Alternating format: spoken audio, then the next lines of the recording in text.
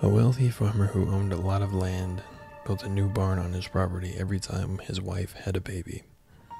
He named each barn after each of his kids, and by the time the story takes place, they had 6 kids and were expecting number 7.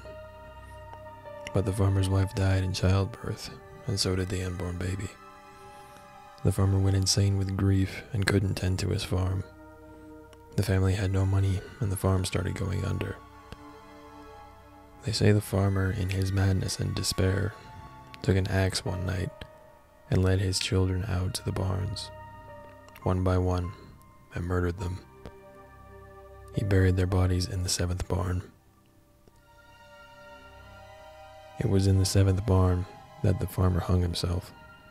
Eventually, as the story goes, all the barns were torn down and the land was sold off.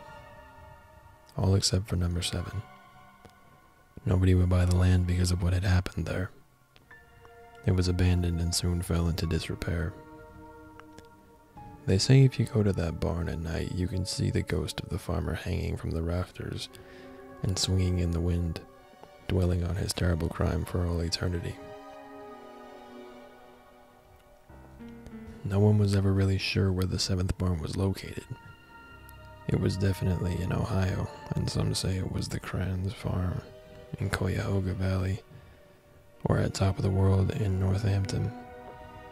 In 1997, a local Ohio teacher claimed that he had found the infamous barn's real location.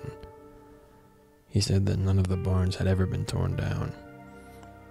They had simply been incorporated into neighboring farms. According to the teacher, he pinpointed the location because barns on neighboring properties all had nameplates on their doors with the names of children engraved on them.